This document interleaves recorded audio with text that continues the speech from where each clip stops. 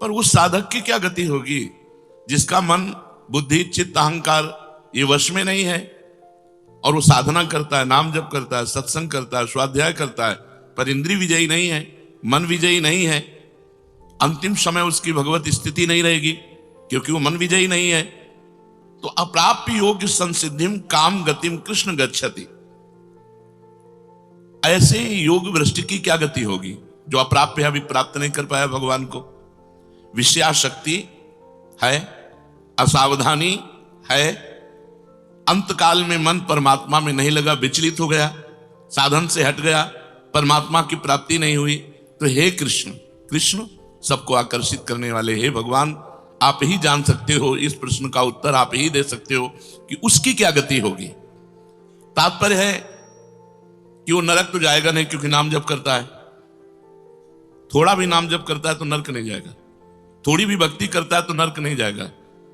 अजामिल के प्रसंग में यमराज जी ने अपने दूतों को आदेश किया था कि यदि कोई भी नारायण कृष्ण हरि बोलता है, गले में कंठी बांधे, वैष्णव है, भगवान का दास है, भूल करके मत जाना, तो नरक तो जाएगा नहीं क्योंकि साधन करता है, नाम जप करता है, पाठ करता है, पर जितेंद्रीय नहीं है, मनोनिग्रही नहीं, इसलिए भगवत प्राप्ति तो होगी नहीं, ये भगवान कह रहे हैं।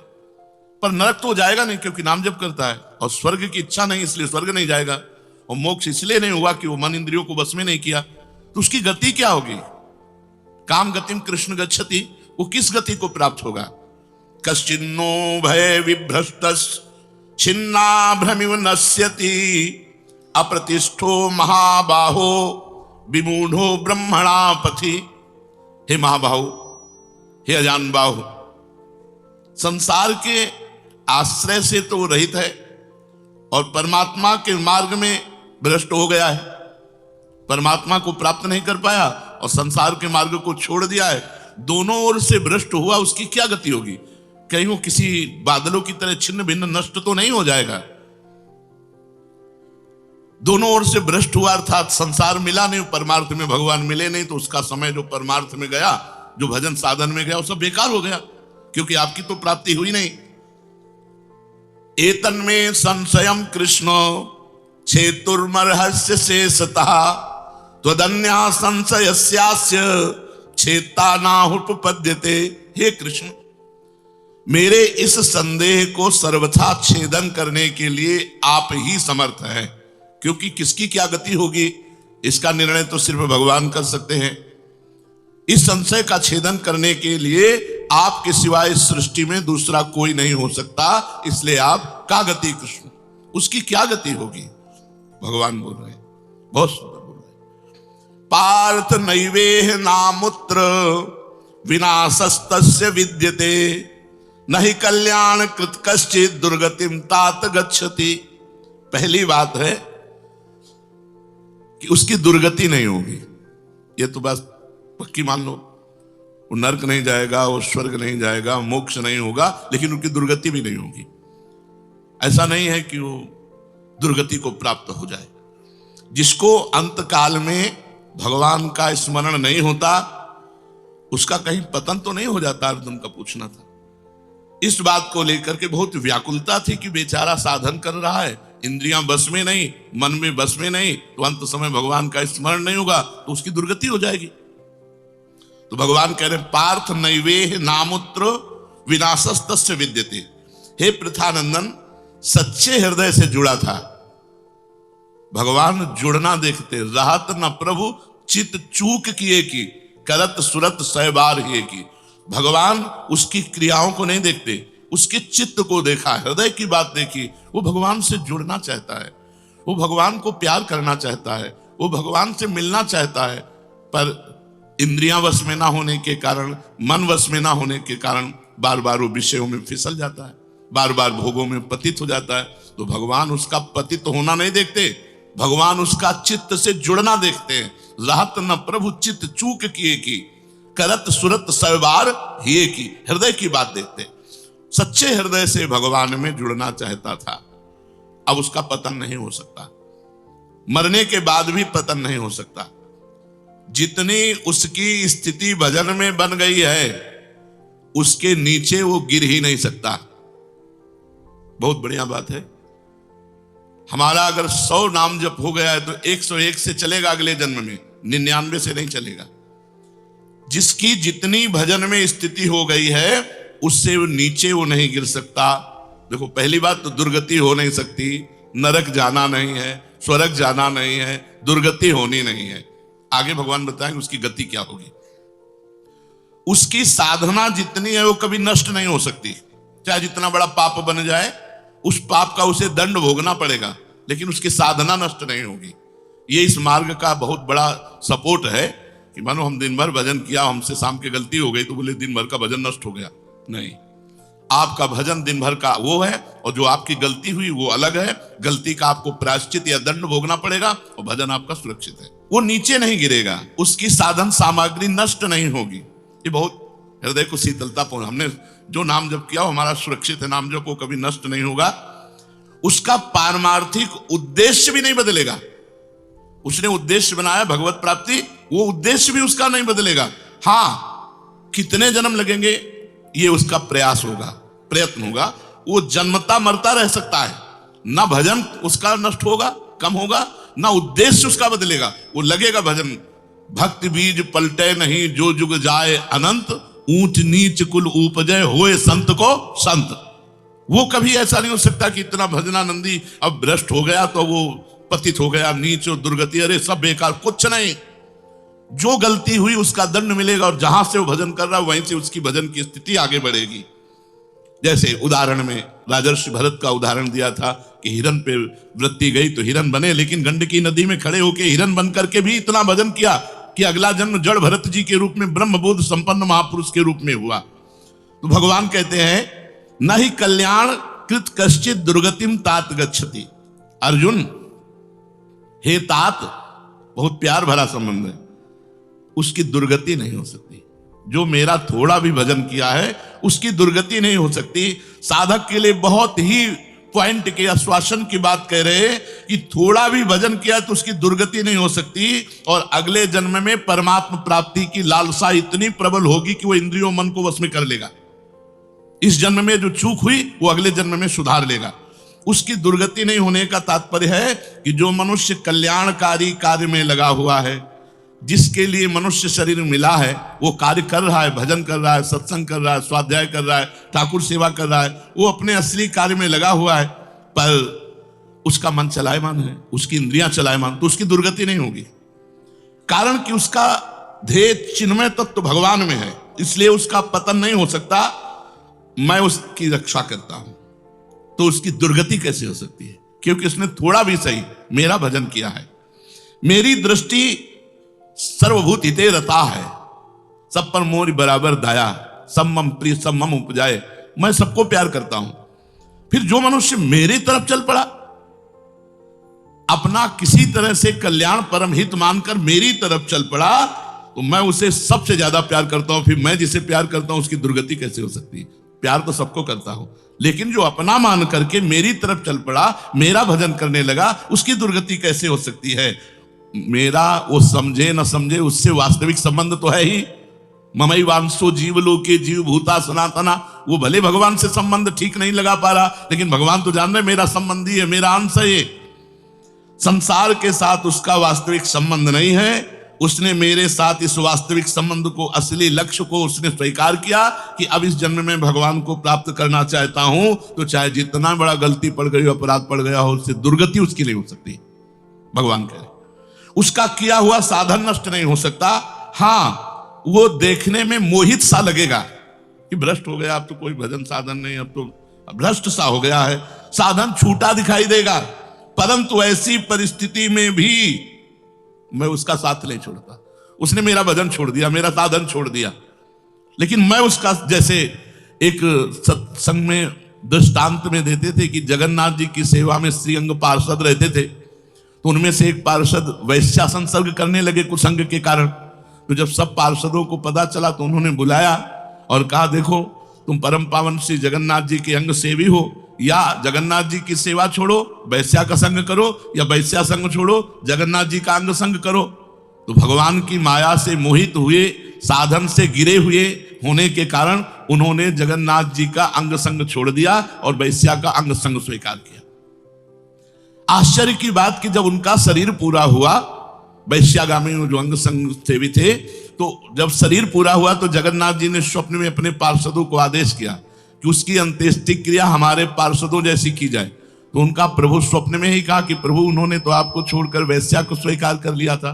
तो बोले उन्होंने छोड़ दिया था, ये उनकी हिम्मत है, हमारी हिम्मत नहीं, हमारा स्वभाव नहीं है, हमारी सामर्थ्य नहीं है। हम एक बार जिसको पकड़ लिया उसको कभी छोड़ते नहीं। तो भगवान यहां कह रहे हैं कि कभी कभी वो मोहित हो जाता है, वो साधन छोड़ता, लेकिन मैं उसे नहीं छोड़ता। ये खास बात समझो, मैं उसे नहीं छोड़ता। उसका किया हुआ अपराध, किया हुआ पाप, भले उसको थोड़ा समय दंड भुगताने के लिए, लेकिन मैं उसे छोड़ता नहीं। तो उसकी दुर्गति कैसे हो सकती है? इसलिए घटना घट सकती है। ये तो भगवान कह रहे हैं मनमानी मत करना, कह रहे घटना घट सकती है। आपने अपराध किया, आपको पाप का दंड मिल सकता है, लेकिन मैं उसके अंदर ऐसी व्याकुलता पैदा करूंगा कि वो सब प्रपंच छोड़कर दौड़कर मेरी तरफ भाग पड़ेगा, क्योंकि मैं उसे नहीं छोड़ता। जैसे गोपियों में थोड़ा अभिमान आया, मैं अंतर ध्यान हुआ, लेकिन उन्हीं के बीच में रहकर जहां व्याकुल हुई मैं प्रकट हो गया। तो भगवान कह रहे हैं कि एक बार जिसके भीतर थोड़ी भी साधना चल पड़ी, थोड़े भी संस्कार भक्ति के पड़ गए, नाम जप करना, वाणी पाठ करना, थोड़ा भी भगवत्कार, कर्म चैव तदर्थीयम सदित्येवाभिधीयते, तो उसका कभी पतन नहीं हो सकता, जो संस्कार पड़ गया भक्ति का, क्योंकि सत वस्तु का कभी अभाव नहीं होता। तो फिर प्रभु गति क्या होती है उसकी? तो भगवान कह रहे प्राप्य पुण्य कृताम लोका नुषित्वा शाश्वती समा शुचि नाम श्रीमताम गेहे योग भ्रष्टो भी जायते। आहा, प्राप्य पुण्य कृताम लोकान, उसने गंगा स्नान किया है, उसने नाम जप किया है, उसने वाणी पाठ किया है, उसने ठाकुर सेवा की, तो कोई साधारण है? बहुत बड़ा धनी है। भले लोक भ्रष्ट हो गया है, भले इंद्रियां उसके कब्जे में नहीं, भले मन उसके कब्जे में नहीं, लेकिन साधारण जीव नहीं है, वो भगवान का जन है। उसने नाम जप किया है, वाणी पाठ किया है, ठाकुर सेवा की, धामवास किया, तीर्थ अवगान किया। प्राप्य पुण्य कृताम लोकान, जो बड़े बड़े याज्ञिकों को, बोले इतने यज्ञ किए, अश्वमेध यज्ञ किए, बड़े बड़े याज्ञिकों को जो सांगोपांग करते हैं, उन लोगों को स्वर्ग आदि लोकों पर अधिकार होता है। इसलिए वो पुण्य कर्म कहते हैं तो पुण्य लोक उनको प्राप्त होते हैं। पाप कर्म करने वालों को नरक भेजा जाता है। परंतु साधक पुण्य कर्म थोड़े किए, भजन किए, तो जैसे किसी रास्ते में चल के उसकी वीआईपी व्यवस्था की जाए, ऐसी व्यवस्था उसकी होती है स्वर्ग में। जितने दिन उसको अगला जन्म नहीं मिलेगा, उतने दिन भारी व्यवस्था स्वर्ग में उसकी होगी। पुण्यवताम लोके, जो बड़े बड़े पुण्य आत्मा पुरुष प्राप्त करते हैं, इतनी अमुक यज्ञ की, अश्वमेध यज्ञ की सांगोपांग, उनको उसकी वीआईपी व्यवस्था होगी। प्राप्य पुण्य कृताम लोका नुषित्वा शाश्वती समाहा, उसको शुभ कर्म का परिश्रम, बड़े बड़े परिश्रम करके जो स्वर्ग आदि के भोग प्राप्त करते हैं, उसे न प्रार्थना करनी पड़ी है, न शुभ कर्म करना पड़ा है, न यज्ञ आदि कर्मों का सांगोपांग अनुष्ठान करना पड़ा है, उसकी ना स्वर्ग की चाह है, वो उसकी व्यवस्था होगी। शरीर छूटते ही दिव्य लोक में जाकर के दिव्य भोगों की व्यवस्था, क्योंकि मन चंचल था ना, इंद्रियां चंचल थी ना, मृत्यु लोक के भोगों, ले भोग, स्वर्ग के भोग, सुंदर सुंदर जितने भोग हैं उन सब की बाहुल्यता, वहां भोगों की जो वासना बनी थी उसके अनुसार भोग। मान लो स्त्री की तो एक से एक अप्सरा, दुनिया का सब वैभव स्वर्ग में विराजमान है, त्रिभुवन में खूब भोगने के लिए सब एकत्रित कर दिया, क्योंकि भजनानंदी कोई साधारण थोड़ी है, उसकी वीआईपी व्यवस्था हुई।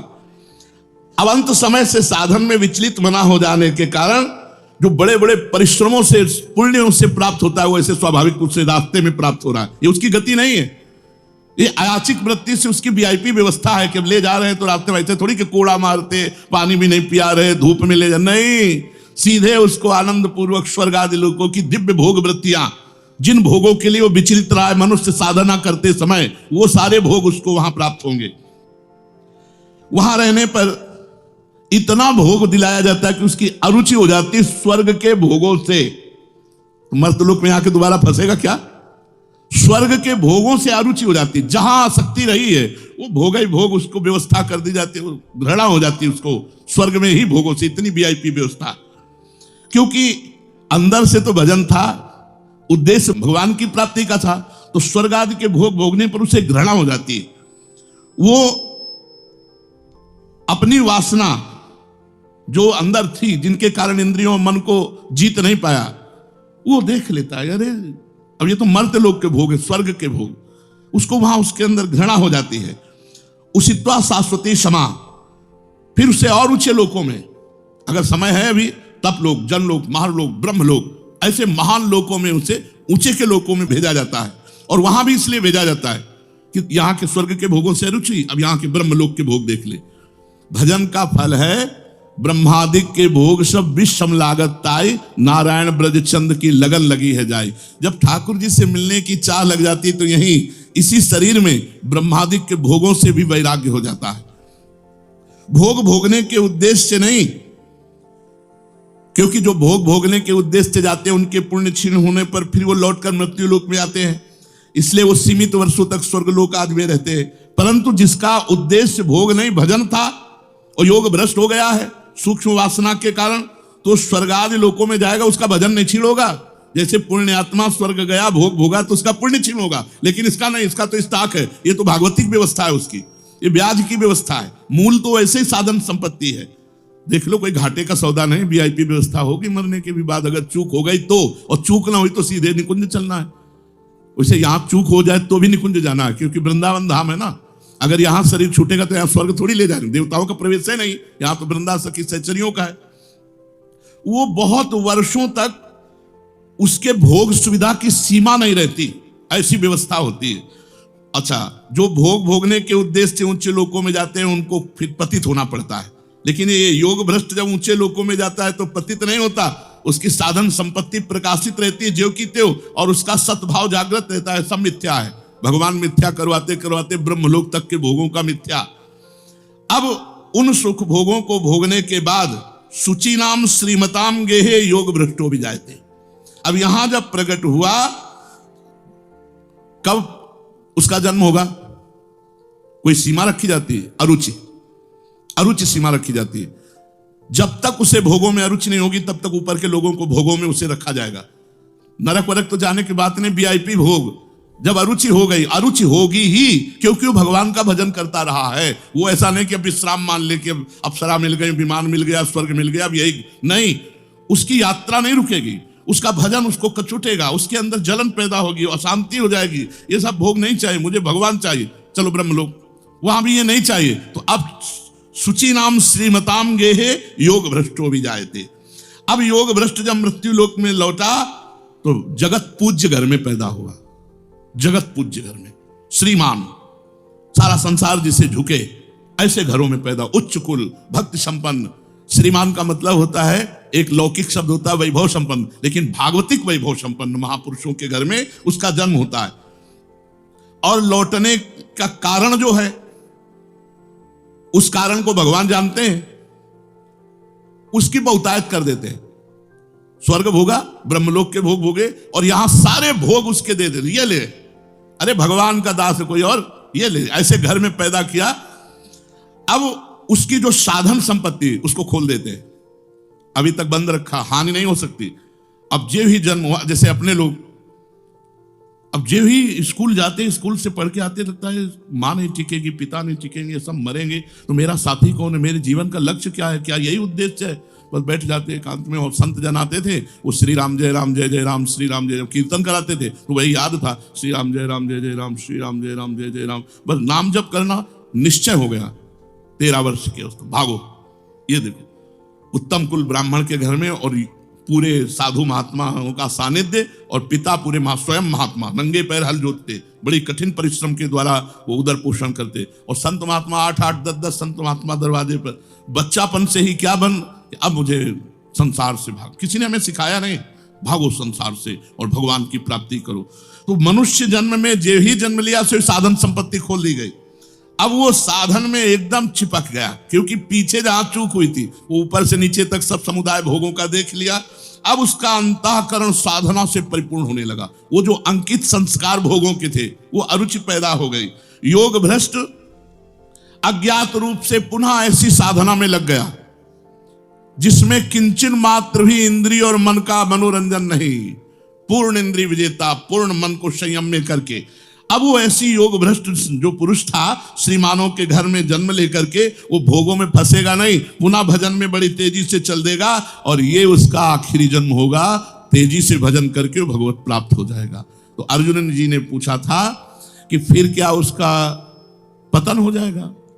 जो भगवान का भजन करता है, भगवत प्राप्ति नहीं कर पाया, मन वश में नहीं हुआ, इंद्रिया वश में नहीं हुई, तो भगवान ने उत्तर दिया, वो ऊंचे के लोकों में जाकर खूब सुख भोग, जिन भोगों के लिए लालायित रहा था वो सब भोग मिलेंगे और अंत में श्रीमान के घर में, कुलवानों के घर में जन्म लेकर भक्ति का ऐसा वातावरण मिलेगा कि जन्म से ही भगवान के भजन में लगकर वो इस जन्म में भगवान को प्राप्त कर लेगा।